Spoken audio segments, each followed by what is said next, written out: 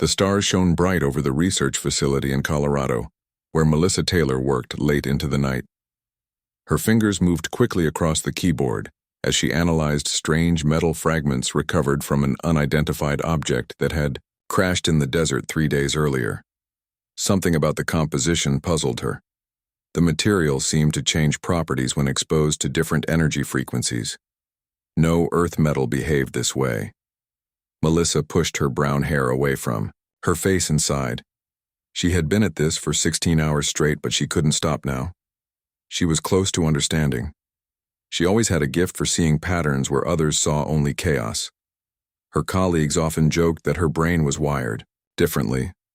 None of them stayed this late. None of them felt the pull of mystery like she did. The first tremor shook her coffee cup, making ripples across the dark liquid. Melissa barely noticed. The second tremor knocked books from shelves.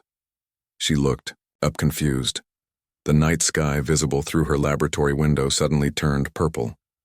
News alerts flooded her phone. Unidentified spacecraft over major cities worldwide. Governments issuing statements. Military forces mobilized. People panicking. In the streets, Melissa remained calm, oddly detached from the chaos. She saved her data and walked outside to look at the sky. The ship hovered silently above the city, massive and sleek. It glowed with a strange purple light that seemed to pulse in rhythm. Its surface had no visible seams or joints, just smooth curves that hurt the eyes if you stared too long. Smaller craft descended from the larger vessel, moving with impossible precision. Melissa watched as her colleagues ran from the building, some screaming, some calling loved ones. She stood still, her analytical mind already working. The ship's movements followed patterns. Their formation had mathematical precision. Their technology clearly violated several laws of physics as humans understood them. This was first contact, and Melissa felt strangely prepared. 3 days passed. The aliens called themselves Zoraxians. They broadcast messages worldwide in perfect English explaining that they were collectors of species. Earth was their newest. Acquisition resistance proved futile. Human weapons could not penetrate their shields. Their technology seemed magical compared to human capabilities. Commander Vera led the Zoraxian forces. Melissa first saw her on television broadcasts. A towering, female alien with iridescent scales and yellow eyes that seemed to look through the camera directly at viewers. Her head crowned with colorful spines that shifted hues as she spoke. Her voice translated through devices that made her sound almost melodic despite the terrifying content of her messages. Humans who prove useful will serve, humans who resist will perish. Choose wisely. Little creatures. The world governments surrendered after failed military attempts to fight back nuclear weapons. Detonated harmlessly against alien shields, fighter jets were swatted from the sky like insects. Tanks melted into puddles of metal. The human race faced a choice: adapt or die. Melissa continued working through it all. She had discovered something important about the metal fragments, something that might explain the Zoraxian technology. She just needed more time. The collection began. Zoraxians selected humans based on criteria no one fully understood. Some for labor, some for experiments, some simply disappeared. Melissa heard stories from refugees who passed by her facility, people hiding in the mountains hoping the aliens would overlook them. She shared her food but kept working. Her discovery might matter someday. Purple light filled her laboratory without warning. Melissa barely had time to save her data before the teleportation beam took her. She felt her body dissolve into particles, her consciousness somehow remaining intact despite being scattered. Then sudden painful reconstitution. She awoke in a cell aboard what she assumed was the Zoraxian flagship. Through energy barriers she could see thousands of similar cells stretching in all directions. Each contained humans or sometimes family groups. Most cried or screamed or huddled. In corners, Melissa did none of these things. She observed. She listened, she calculated. The Zoraxians moved with military precision, their hierarchy obvious from markings on their scales. The guards were smaller than the officers who gave orders. The ship itself seemed partially organic, responding to their touch in ways metal should not. Her cell had no visible locks, just pulsing energy fields that occasionally flickered, revealing patterns in the code. Commander Vera herself walked the rows of cells inspecting new specimens. She moved with predatory grace, her spine crown shifting between purple and blue. Her massive frame dwarfed the human guards who accompanied her. She stopped occasionally to examine humans who caught her interest. Most cowered away from her gaze. When Vera reached Melissa's cell, the commander paused. The human female who stood calmly at the barrier, studying her with equal intensity, intrigued her. Vera signaled, and the energy field between them thinned, remaining present but allowing conversation. You show no fear. Little one Y virus translator converted her clicks and whistles into English. Fear is a reaction to the unknown. Melissa replied. You are unknown, but not for long. I am learning. The commander tilted, her head spine crown flashing yellow with surprise. You think you can learn about Zoraxians? Amusing your species is primitive, your understanding limited. Melissa smiled slightly. We understand patterns better than you might think. Something in her calm confidence bothered Vera. The commander had conquered 17 worlds before Earth. She recognized intelligence when she saw it. This human was different from the others who begged for mercy or made futile threats. Bring this one to my quarters, Vera ordered. The guards hesitated, confused by the unusual command. Vera hissed, her spine crown turning red. The guards rushed to obey. Melissa found herself escorted through massive corridors. Other humans watched with fear or pity as she passed. The guards treated her roughly but carefully. Knowing their commander wanted this specimen undamaged, they arrived at an area of the ship with fewer guards. The doors opened to reveal luxurious quarters. Vera's private collection room contained specimens from various worlds, some plant-like beings floating in tanks, others resembling insects or reptiles in specialized habitats, all alive, all watching with intelligent eyes. Melissa realized she was to be the newest exhibit. A containment area had been prepared. A space resembling a human apartment but surrounded by the same energy field as the cells Melissa was placed inside. Vera dismissed the guards, leaving them alone. You will live here, the commander explained. You will be studied. You will answer questions. You will demonstrate human behavior. If you prove interesting, you will have comfort. If not, you join the general specimens. Melissa looked around the space, noting details. Others might see only a prison. She saw opportunity. The control panels, the environmental systems, the door mechanisms, all followed patterns, all had weaknesses. She just needed time to understand. What do you want to know about humans? She asked. Vira seemed surprised by the question. Most specimens did not engage so readily, most certainly did not ask questions themselves. The commander considered before answering. Why are you so weak yet spread across your entire planet? Why do you create art with no purpose? Why do you care for your weak instead of culling them? These things make no sense. Melissa smiled. Our strength lies elsewhere. Commander. In adaptation. In creativity. In cooperation. Those you call weak often contribute in ways the strong cannot. Our differences give us advantages. Vera made a sound, her translator did not convert. Perhaps laughter, perhaps dismissal. We shall see, little human, we shall see. Days passed. Melissa learned Zoraxian routines. She observed guard changes, ship operations, communication protocols. The more she watched, the more patterns emerged. When Vera questioned her, she answered honestly but selectively, revealing human culture while learning about Zoraxian society. She discovered their hierarchical structure. Female Zoraxians ruled larger, stronger, more aggressive than males. Their society valued physical prowess above all else. Their empire spanned thousands of worlds conquered over centuries. Their technology advanced through taking innovations from other species rather than developing their own. Melissa saw their weakness. A culture built on strength alone lacked innovation. When faced with problems that could not be conquered, they faltered. Their current expansion driven by necessity, not just dominance. Their homeworld faced crisis, though Vera never spoke of it directly. Night, while the commander slept, Melissa tested the energy barriers, finding fluctuations at regular intervals. She cataloged ship sounds, vibrations, temperature changes. Everything had meaning. Everything provided information. She was patient. The right moment would come. One night Vera returned agitated. Her spine crowned dark red, her movements aggressive. She paced the quarters, ignoring Melissa entirely. Something had gone wrong. The human watched silently, gathering data from this new behavior. The Yao commander finally noticed her specimen watching. "Tell me, human," she demanded, "if your world faced slow death, what would your people do?" "An interesting question," Melissa replied carefully.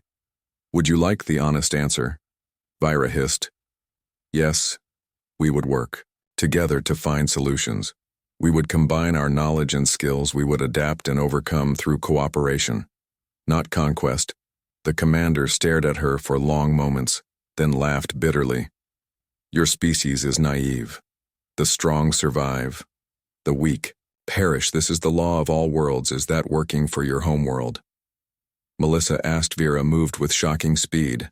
Her clawed hand passed through the energy barrier, grabbing Melissa's throat. Vera sat heavily on a curved structure that served as seating. Her massive form seemed suddenly tired. Her usually bright scales dulled slightly. Her spine crown remained deep blue. The color of worry. Melissa had learned to read these signs over weeks of captivity. "Our world dies," she admitted finally. "The star that gives life to Zorax Prime fades. Our atmosphere thins. Our resources deplete. We conquer to survive. We collect species to find answers. But time grows short." "Why tell me this?" Melissa asked, though she already suspected the answer. The commander looked at her with those piercing yellow eyes. "Because you already knew. And because tomorrow you meet the High Council." Melissa felt a surge of adrenaline. The High Council ruled the Zoraxian Empire. Vera had mentioned them often, always with reverence and fear. To meet them was either great honor or certain death, often both. "What do they want with me?" Vera stood, her massive frame blocking the light. "You improved the filtration systems in your habitat. You optimized the energy usage. You did this without tools, without access to controls. I observed you. The patterns you claim to see. You truly do see them.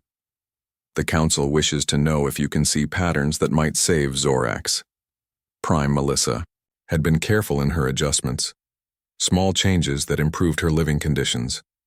Nothing that revealed how much she truly understood of Zoraxian technology. But Vera had noticed anyway. Perhaps the commander was more observant than she appeared. "If fear, I help what happens to Earth. To humans." The commander turned away. "Your concern should be surviving tomorrow. The Council does not meet with specimens. They study, they dissect, they discard. Sleep well, little human. Tomorrow decides your fate." Melissa did not sleep. She prepared. She organized everything she had learned about Zoraxian biology, technology, social structure, weaknesses. She needed leverage if she hoped to save herself and potentially her species. The journey to the Council chamber took hours. Melissa walked beside Vera through sections of the ship she had never seen. Other Zoraxians stopped to stare at the human moving freely without restraints. Some hissed in disapproval, their spine crowns flashing aggressive reds and oranges. Vera ignored them, her status protecting them both. They boarded a smaller vessel that detached from the flagship, descending toward a planet that grew larger in the viewing portal. Zorax Prime. The Zoraxian homeworld looked nothing like Earth. Its surface cracked and barren. Great domes dotted the landscape, connected by enclosed transport tubes. The atmosphere swirled with toxic clouds. The dying star loomed large in the sky, casting weak reddish light. "This was once beautiful," Vera said unexpectedly. Oceans covered most of the surface. Forests stretched across continents. The air sweet and clean. "Now we survive in sealed cities. Our numbers diminish each generation. We conquer because we must." The ship landed inside one of the massive domes. The air inside breathable but thin. Melissa felt lightheaded as they disembarked. The gravity slightly stronger than Earth. Zoraxians moved with purpose through vast halls, the architecture grand but practical. No decoration, no art, nothing without function. Council chamber stood at the center of the dome, a circular room with tiered seating. Hundreds of female Zoraxians, larger and more elaborately marked than any Melissa had seen, filled the space. Their spine crowns a sea of colors, their scales gleaming under artificial lights.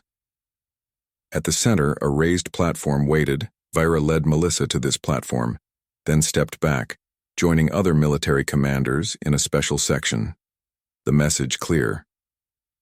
Melissa stood alone before the most powerful beings in this part of the galaxy. Matriarch Zula rose from the highest tier, her size intimidating even among Zoraxians, her scales deep purple with age, her spine crown massive and complex.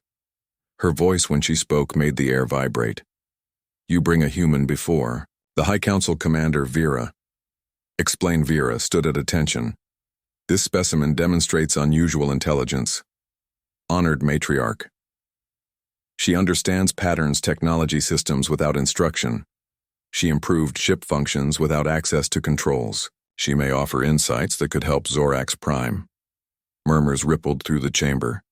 Some dismissive, some curious. Matriarch Zula raised a clawed hand, silencing them. She descended slowly to examine Melissa closer. The ancient Zoraxian towered over the human, her presence overwhelming.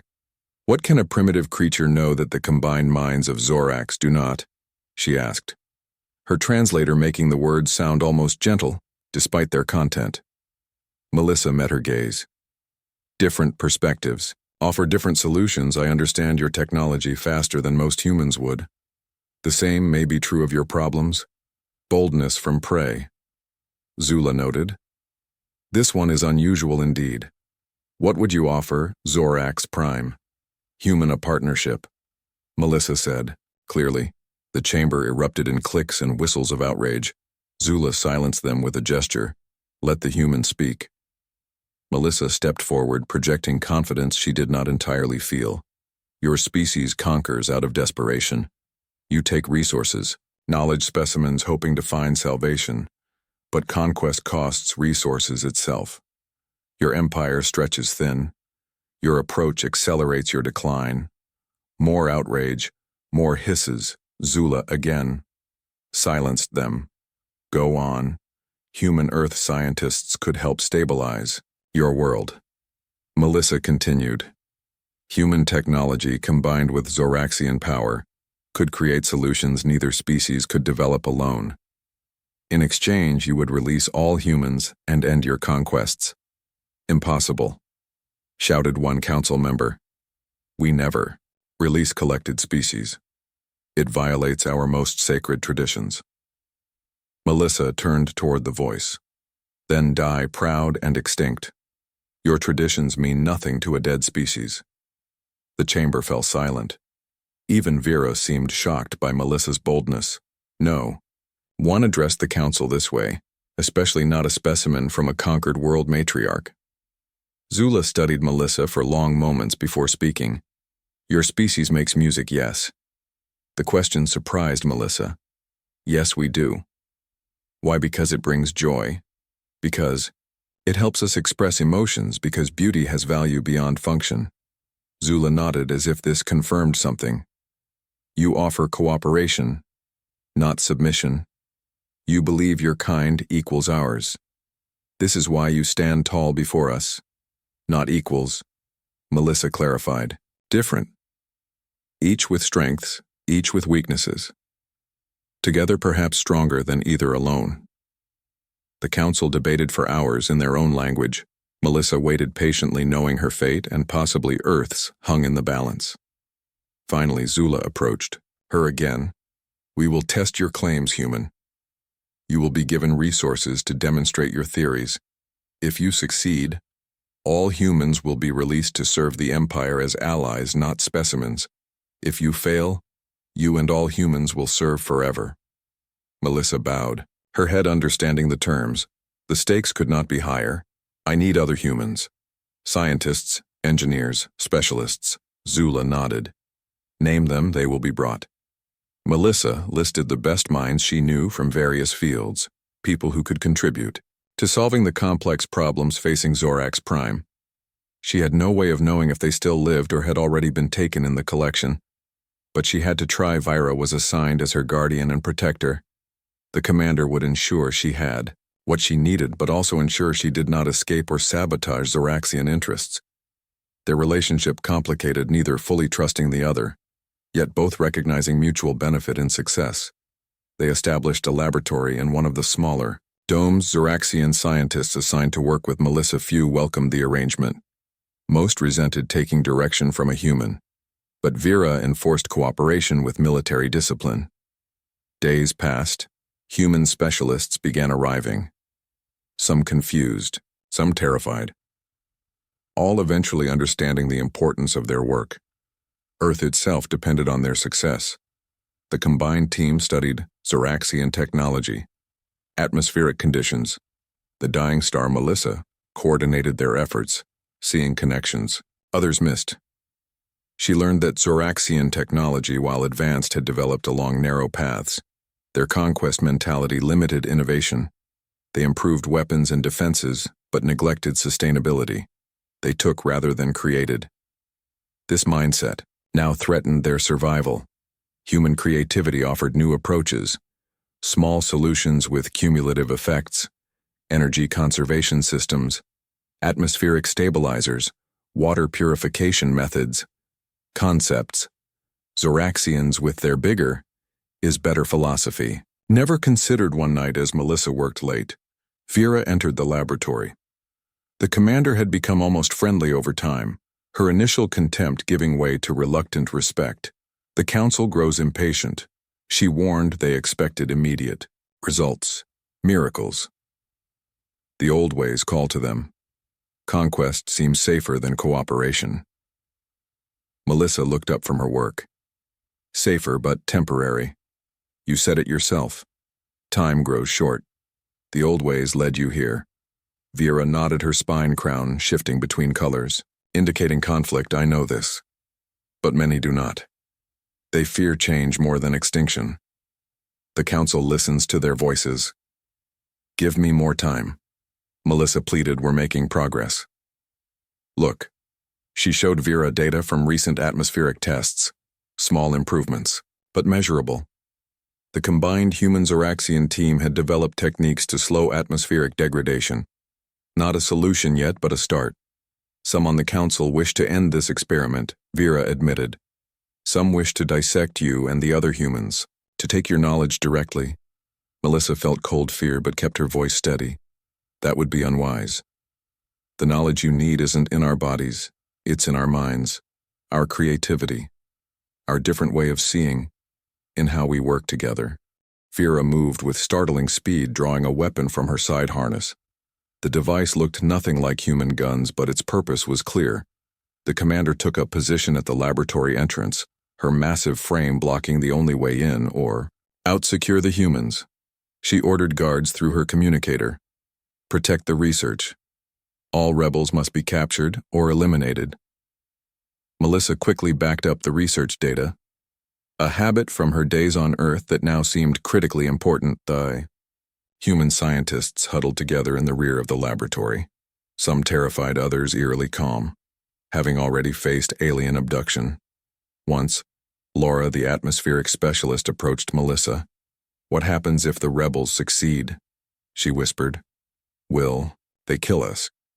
Melissa nodded grimly. They see us as a threat to their way of life.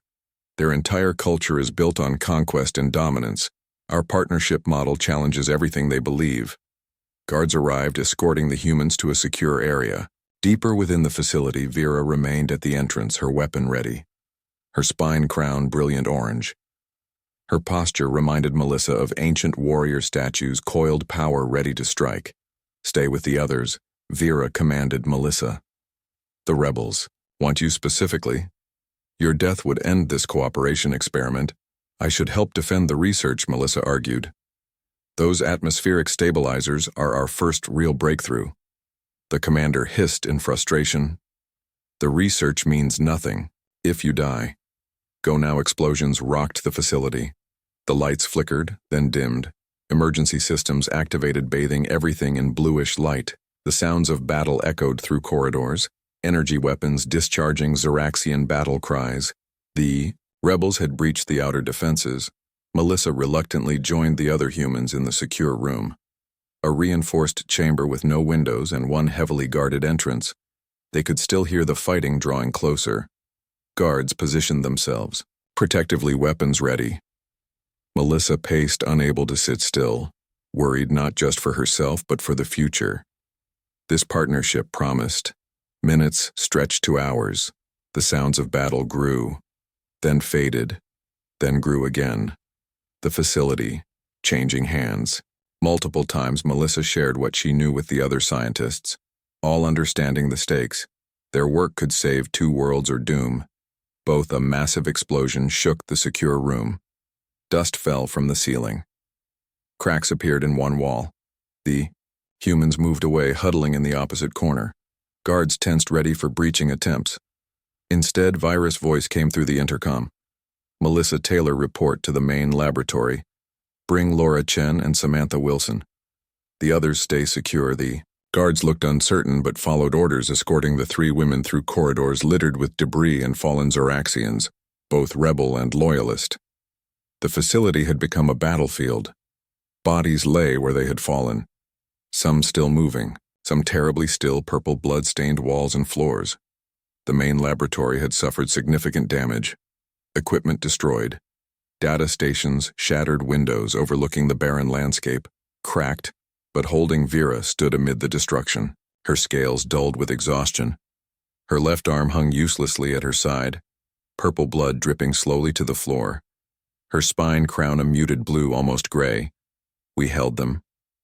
Vera said, her voice weaker than Melissa had ever heard it. The loyalists arrived. In time, the rebels retreat, but they will return with greater numbers. Laura immediately went to examine the atmospheric stabilizer prototype, relieved to find it mostly intact. Samantha began salvaging data from damaged systems. Melissa approached.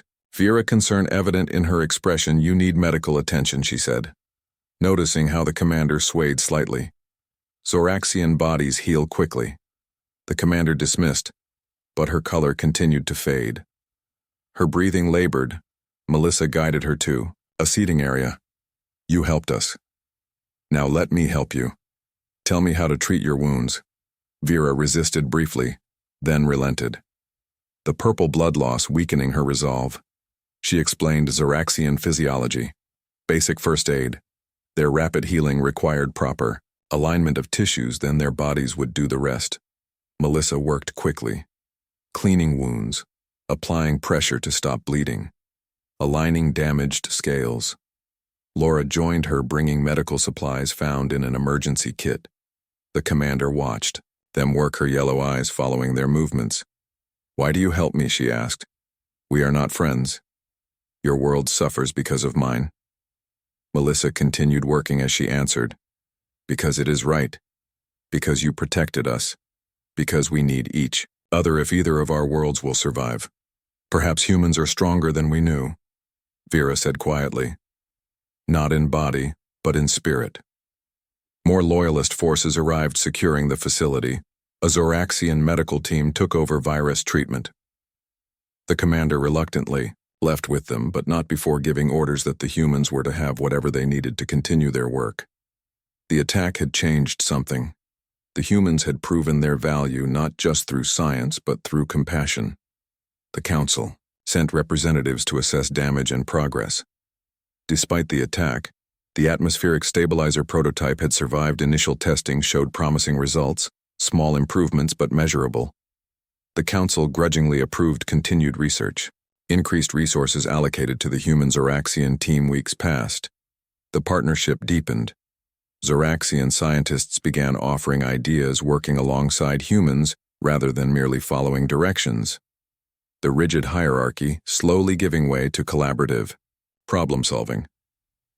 Melissa coordinated efforts, seeing the bigger picture, how each small solution contributed to the whole. Vera recovered quickly as promised. Zoraxian bodies remarkably resilient. She returned to oversee security personally. Her respect, for the humans especially, Melissa growing daily.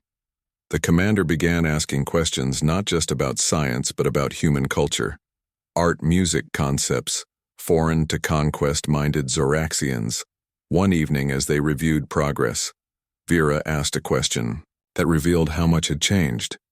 Do humans have a concept similar to Kashra? Melissa looked up from her data. What is Kashra? The commander seemed uncomfortable searching for words. Your language has no direct translation. It means the way of understanding, beyond knowledge, the seeing of patterns beyond sight. Melissa smiled. You mean intuition? Or perhaps wisdom? Vera considered this. No more than these. It is knowing the right path without evidence. It is feeling truth beyond facts. That sounds like faith, Melissa suggested, or perhaps inspiration. The moment when separate ideas suddenly connect in new ways. The commander nodded, her spine crown shifting to purple, a color Melissa had come to associate with thoughtfulness. Yes, humans have this. Many do, Melissa confirmed. Some call it different things. Some trust it more than others. I have always relied on it. Seeing connections others. Miss Vera was silent for a moment, then spoke softly. This Kashra led me to bring you to my quarters that first day. Something about you felt important. I did not know why. Now I understand. Their conversation was interrupted by alarms, not attack warnings, but notification of incoming communication. The main screen activated, showing Matriarch Zula herself, her earring, ancient face solemn, her spine crown deep red. Commander Vera Melissa Taylor. You are summoned to emergency council. The rebels grow stronger.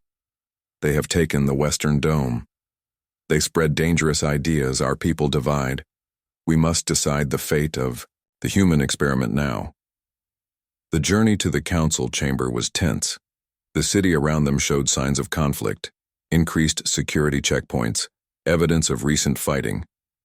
Zoraxians watched Melissa with mixed expressions, some hopeful, some hateful. A society in transition always faced resistance.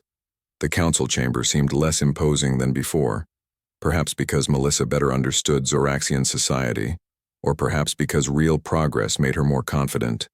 They had solutions, not complete, not perfect, but real, measurable improvements. Rebel representatives attended this council session, their spine crowns permanently orange, their scales marked with distinctive patterns identifying their faction. They watched Melissa with open hostility. Their leader, a massive female named Cora, stood to speak first. This human experiment weakens us, she declared, our empire built on strength, not cooperation. Other worlds watch, they see weakness, they prepare rebellion. The human way destroys all we have built, all we are. Murmurs of agreement came from some council members. Others remained silent, reserving judgment. Matriarch Zula allowed the debate to unfold. Various perspectives voiced, some supporting the partnership, some opposing, some uncertain. Finally, Melissa was called to speak. The human team has made progress.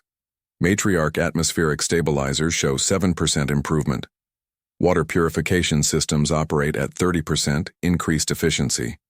Energy conservation measures reduce consumption by 22%. Small victories, but they accumulate. The data supports our approach. Show us your next development, Zula commanded. Melissa hesitated. Our most promising technology remains theoretical. We need more time for testing time. We do not, have Cora interjected. The star continues to fade. The atmosphere thins. Your small improvements delay, not prevent extinction. The time for testing has passed. Zula declared. Implement your theoretical technology. We will observe the results. Vera stepped forward. Honored Matriarch, untested technology carries risk. Unintended consequences could accelerate our decline. The council is aware, Commander Zula replied, but caution has led us here. Boldness may lead us out. What say you, Melissa Taylor? Will you proceed? News of the atmospheric stabilization spread quickly across Zorax Prime, the skies visibly clearing. the air quality improving measurably. The first real hope many Zoraxians had known in generations. Some called it a miracle. Others, more accurately, called it science. The partnership between species producing results neither could have achieved alone. The rebel faction diminished, but did not disappear. Some Zoraxians could not accept change. Some refused to acknowledge the success tradition ran, deep in their warrior culture. Cooperation with conquered species violated their most fundamental beliefs. Cora and her followers retreated to distant outposts, continuing to spread resistance. Vera warned that the danger had not passed, merely changed. For Melissa worked with renewed energy. The atmospheric success proving what was possible. Now focusing on long-term solutions. The dying star remained the greatest threat, its energy output decreasing each year. The radiation changing in composition. No technology could reignite a star, but perhaps they could extend its useful life or prepare the Zoraxian civilization for eventual relocation.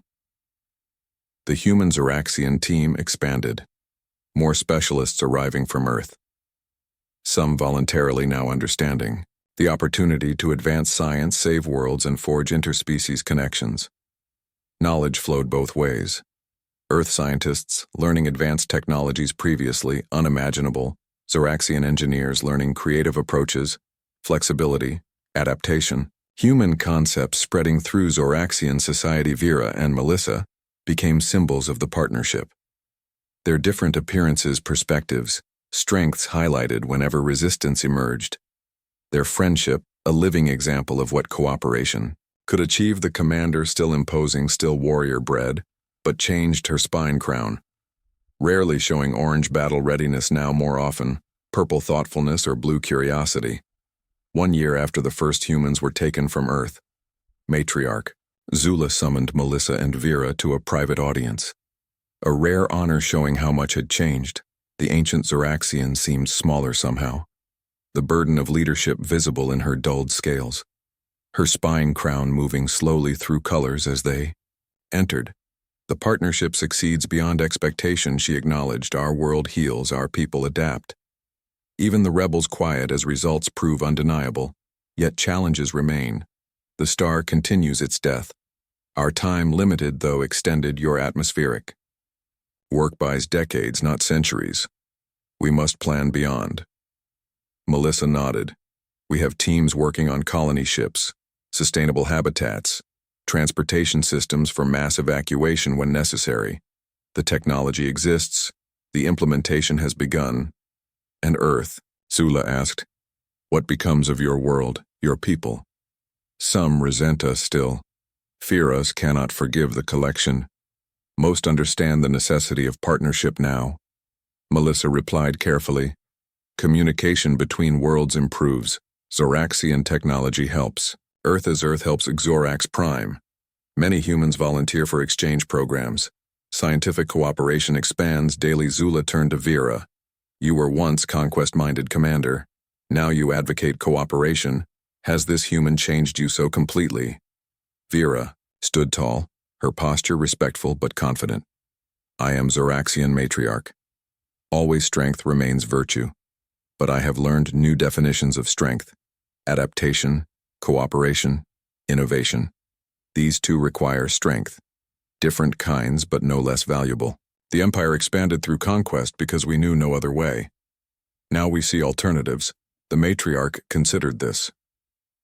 Her ancient eyes moving between the human and the commander.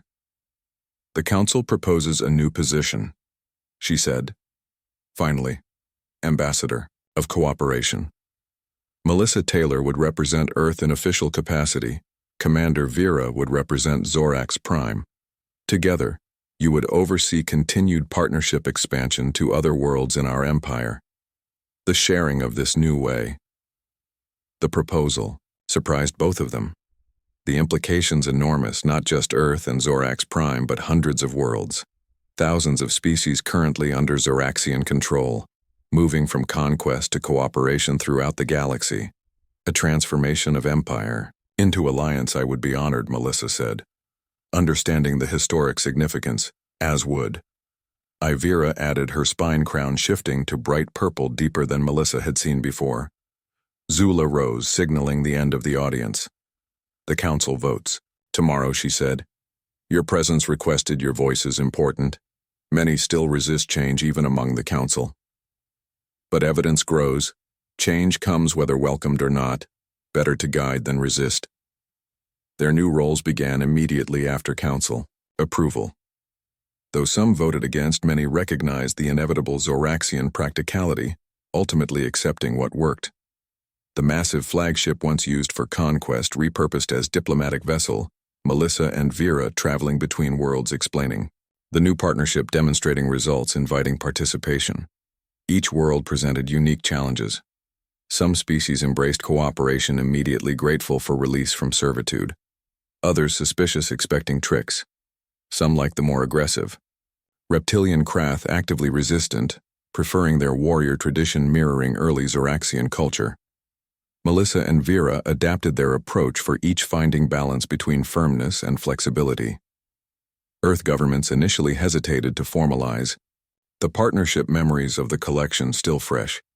Fear and distrust lingering. But the scientific community, having worked directly with Zoraxians, advocated strongly.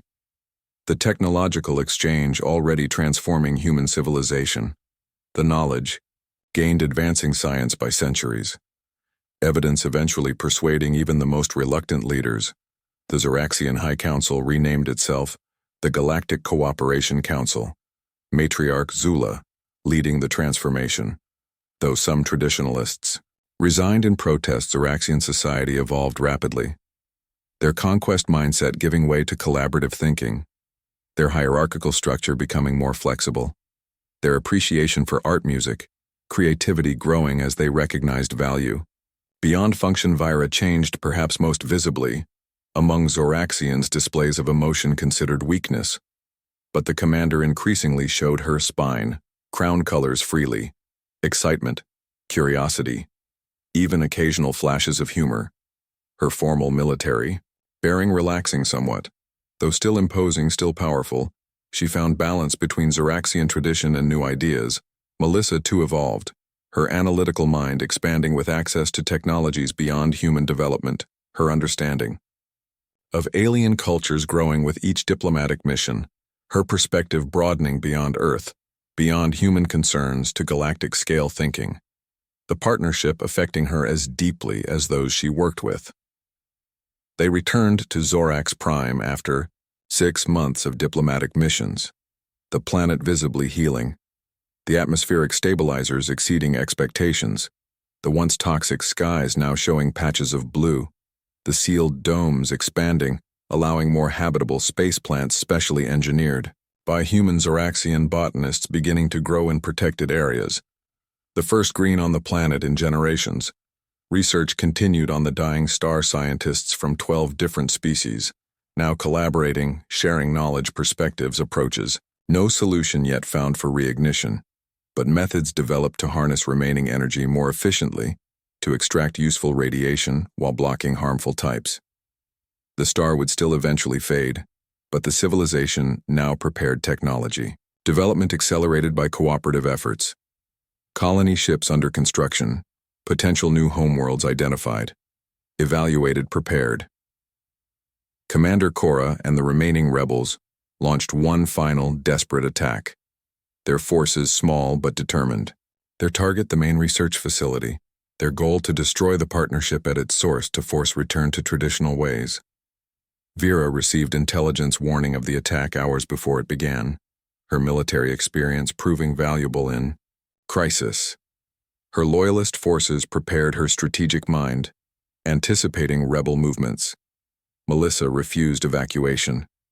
The research too important, too vulnerable. Her place with the team. The rebels specifically targeting her, knowing her symbolic importance.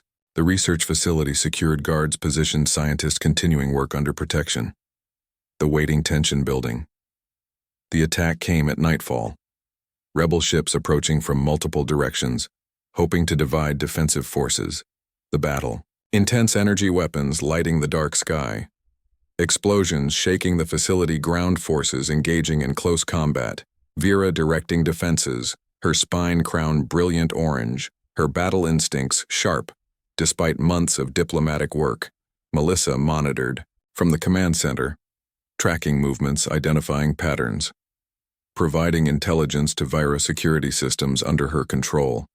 The human Zoraxian team continuing critical research even as battle raged. Evidence of how far the partnership had come, their commitment to shared future transcending immediate danger. The rebels breached outer defenses, their desperation making them reckless, their hatred of cooperation fueling suicidal charges, losses heavy on both sides. The facility compromised, in sections. The battle moving inward. Vera leading counterattacks personally, her massive form at the front lines, her weapon firing with precision, her orders clear, confident, decisive. Melissa saw the pattern before others, the rebel movements converging. Cora herself, leading elite warriors.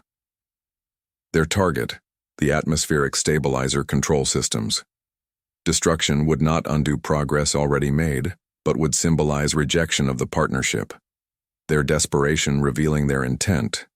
Melissa redirected. Defenses warned Vira secured critical systems, prepared backup protocols. 5 years passed since the first Zoraxian ships appeared over Earth. The partnership flourished, expanding beyond initial hopes. The atmospheric stabilization of Zorax Prime succeeded beyond projections. The artificial microstar project progressed toward testing phase. The alliance between species strengthened through shared challenges, achievements, discoveries, each world contributing unique perspectives, each culture adding distinct value. Melissa stood on the observation deck of the flagship, now renamed Unity. The massive vessel transformed from weapon of conquest to diplomatic center to scientific research platform. Its interior redesigned for comfort, accessibility. Collaboration, representatives from 17 species currently aboard, all working together on various projects. All equal partners in the growing alliance. Earth had changed too. Zoraxian technology carefully integrated human civilization, advancing rapidly but thoughtfully. The scars of the collection healing through, positive outcomes. Humans traveling to other worlds, learning, teaching, growing. The planet itself benefiting from alien environmental technologies, pollution-reduced energy problems solved, medical breakthroughs saving countless lives. Vera joined Melissa. At the viewing window, the commander fully recovered. Her position elevated to lead ambassador of cooperation. Her military background providing structure to the expanding alliance. Her spine crown rarely showing orange battle readiness now. Now more, commonly purple thoughtfulness, green excitement, blue curiosity. A rainbow of emotions once hidden now expressed freely. The view before them spectacular. The Unity orbiting a newly discovered planet. Potential colony world for species displaced by natural disasters. Its atmosphere compatible with multiple alliance members. Its resources abundant, untapped. Its potential limited only by imagination. We received communication from the Nexari. Vera said, their council voted yesterday. They wish to join the alliance. Melissa smiled. The Nexari had resisted for years, preferring isolation to cooperation.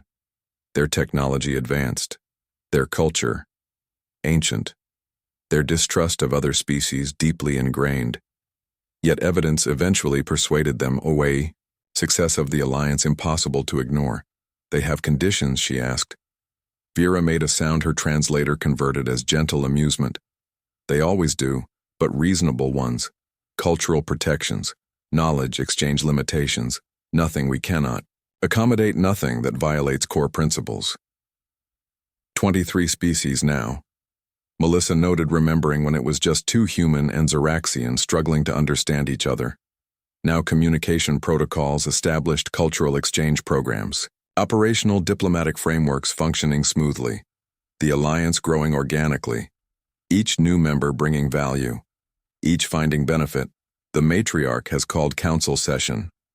Vera informed her, the test of the first microstar approaches. All representatives requested. The journey to Zorax Prime now routine. The Unity capable of dimensional shift travel. Distances once requiring months crossed in hours. The planet itself transformed. Atmospheric stabilization complete. The surface showing, green in expanding areas, water reclamation projects creating small seas, plants animals returning to once barren landscapes. The sealed domes still necessary in some regions but open areas increasing yearly. The dying star still fading, but its threat diminished by alternative energy development. The council chamber unrecognizable from Melissa's first visit. Then intimidating hostile, now collaborative, welcoming representatives from all Alliance species, seated as equals. The hierarchical tiers replaced by circular arrangement, the architecture itself reflecting new values, the matriarch still presiding, but as first among equals. Not absolute ruler, Zula had aged visibly even in Zoraxian terms. The burden of transformation taking toll, her scales duller, her movement slower. Her spine crown less vibrant, but her mind remained sharp, her vision clear, her leadership guiding Alliance through growing pains, her wisdom tempering enthusiasm with caution. The Microstar project nears completion. She announced, testing begins 3 cycles hence. Success means energy, independence for all Alliance worlds. Failure means returning to alternative approaches. The science combines our collective knowledge. The risk affects us all. The decision must be shared. Discussion followed, representatives asking questions, raising concerns, offering suggestions. The process respectful, thorough. Each voice heard, each perspective considered. Scientists from various species explaining technical details, risks, safeguards, contingencies. The microstar potentially revolutionary, but not without danger. Contained fusion reactions at stellar temperatures requiring precision beyond any single species' capability. The ultimate test of collaboration. The Council voted unanimously to proceed. The potential benefits outweighing calculated risks. The safeguards deemed sufficient. The emergency protocols approved. The test scheduled. The location selected. An uninhabited moon in the Zoraxian system. Isolated enough for safety. Close enough for monitoring. Perfect testing ground for technology that could transform civilization. Preparations, accelerated teams working around the clock. Systems checked, rechecked, triple-checked. The containment field generators positioned. The fusion initiators calibrated. The monitoring stations established, Alliance vessels positioned at safe distance. The entire project embodying partnership principles. Each component created by different species, each system integrating multiple technologies, each safeguard, redundant collaborative failsafe. The day arrived. Melissa and Vera watched from the primary monitoring station, their role symbolic yet practical, their experience with cooperative projects unmatched, their understanding of varied species perspectives, valuable. Their friendship representing the core of Alliance philosophy. Their presence reassuring to all participants. Final checks complete. Melissa confirmed, looking at displays showing readiness from all teams. Vera nodded. Begin the sequence. Initiators. Activated energy levels rising precisely as calculated, containment fields stable. Fusion reactions beginning at atomic level. Temperatures climbing steadily. Radiation contained. Measurements matching theoretical models. Everything proceeding according to design, each team reporting success. Each system functioning as intended. The combined knowledge of 23 species creating what none could alone. Then irregularities, minor fluctuations in containment field, unexpected radiation signatures, fusion reaction accelerating beyond predictions. The carefully balanced system showing strain, the monitoring team responding instantly. Adjustments, made backup systems engaged. The Alliance scientists communicating with practiced efficiency. No panic, no blame, just collaborative problem solving. The field stabilizes. Vera noted, watching readings return to acceptable parameters. The reaction continues controlled but changed. Melissa added, something unexpected happens at quantum level. The energy signature, different from our models. New reactions forming. The teams continued monitoring. The microstar forming successfully but differently than predicted. Smaller than designed, brighter than expected, more stable than theoretical models suggested. The fusion, reaction finding equilibrium state unprojected by any alliance scientist. A new phenomenon emerging from combined technologies. A discovery beyond intention. It's beautiful, Vera said softly, watching through specialized viewing equipment. The tiny star, pulsing with life energy. The containment field holding perfectly. The radiation signature benign. The power output remarkable. And stable. Melissa added, checking readings. The reaction self regulates. The energy production consistent. The containment absolute. This exceeds our most optimistic projections, news transmitted throughout Alliance worlds. The successful test, broadcasting live. The microstar, glowing like hope itself. The potential applications immediately apparent. Sustainable energy, for all worlds. Terraforming capabilities for hostile environments. Propulsion systems for deep space exploration. The possibilities limited only by imagination. The partnership proven again through achievement. The Council convened emergency session, not for crisis but for opportunity. The successful test changing everything. Matriarch Zula speaking for all expressing shared pride, shared hope, shared future. The alliance transformed from necessity to choice. The cooperation model vindicated beyond question. The future bright, literally and figuratively. 5 years since invasion became opportunity. Since conquest became cooperation. Since enemies became allies. The galaxy itself changing as the alliance expanded. The old ways of dominance competition. Exploitation giving way slowly to partnership. Mutual benefit shared prosperity. The transition not always smooth. Not without resistance, not without setbacks. But progress, undeniable results, speaking louder than words. Evidence convincing even the most skeptical. Melissa and Vera stood again at the observation window of Unity. The vessel in orbit around Earth. The view of the blue planet still breathtaking even after countless space journeys. The homeworld of humanity, now one among many alliance worlds, its unique beauty appreciated more by those who had seen alternatives. Its place in the galaxy secured through partnership. We begin installation of the first permanent microstar. Next month, Vera said. Zorax Prime receives the prototype, Earth, the second then outward to all Alliance worlds. Energy independence within 5 years. Melissa nodded. Power systems being just the beginning. Once energy constraints removed, innovation accelerates. Cultural exchange deepens. Scientific collaboration expands. We stand at the beginning, not the end.